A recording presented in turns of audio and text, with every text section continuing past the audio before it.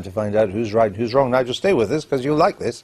We've seen a lot of tactics employed on both sides of the referendum campaign, rational arguments, scaremongering and, of course, publicly funded leaflets. But now a grassroots campaign is using a new weapon, love, or more specifically, hugs.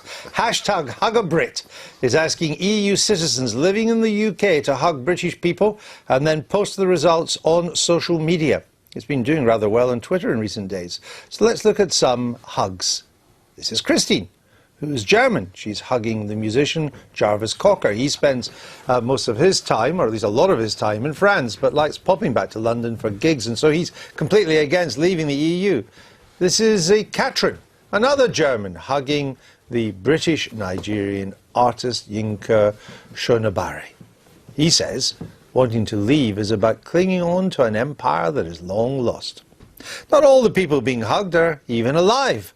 This is Guy Metti, who's French and clearly a fan of modernist literature, because she's hugging a bust of Virginia Woolf. But most of the people being hugged aren't famous. It's mainly ordinary members of the public. This is Lena from Lithuania, hugging her English friend Becky. And finally, this is Birgit, who's also German, hugging her neighbour Edward. And as if by magic, Birgit Maas, who you recognise from that last photo, joins us now. So how did this all come about?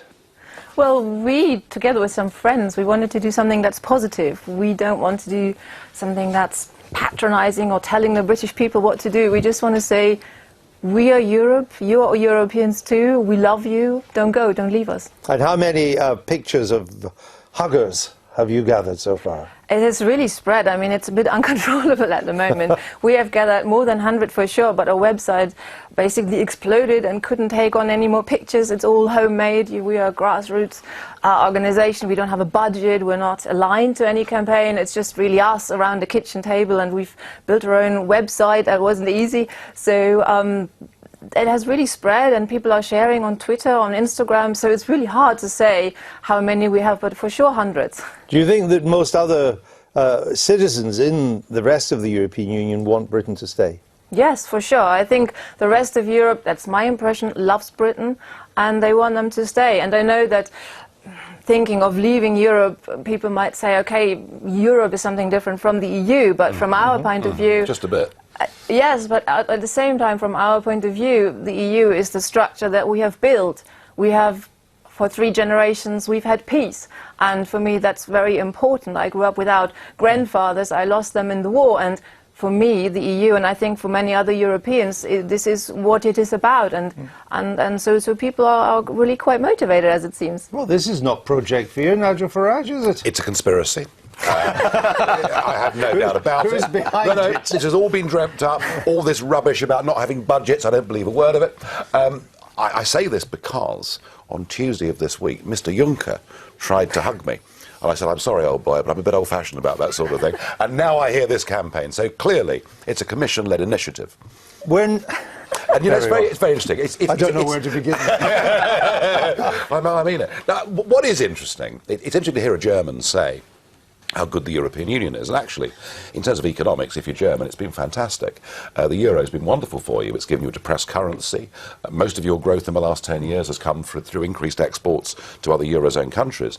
I suspect if we had this conversation with people from Spain or Portugal or Cyprus or Greece, actually the point about the European project, coming together as friends, working together, being democratic, not fighting each other, that ticks all my boxes. But an economic and monetary union and a political union that no one's ever voted for is a very different thing. And I would argue that actually the EU is not working very well at all. No, this bit of the programme, we were just really going to talk about hugs. Sorry. You got on the economic and monetary. So let me just bring it back, because we're having and will have plenty of this. I mean, the British are famously not a very huggable nation. We're not very tactile, unlike many of our European neighbours. Have you found any resistance? Yeah, we've had a few sort of awkward moments, but actually most people that we have hugged and most reports that we get, we are terribly polite. We've lived here for a long time, at least the core group, so we wouldn't just ambush people. There's not a hug squad going out at night. It's only consensual hugs, and no Brits have been harmed. And would you like to give Nigel a hug? We did shake hands. We did a firm German handshake. Just a handshake. Oh, go on, Nigel. Come on, Nigel. This is the no problem. No problem at all. This programme is the Coffee and Anne of television broadcasting. It's what we do. That's what we are about. It's about spreading the love, spreading hugs. Very well. Thank you very much, Nigel Farage. Thank you as well. Big Man Tyrone here. Make sure to subscribe to the wicked awesome Robin Hood UKIP YouTube website. He exposes the leftist crops on the British brainwashing corporation. Nice.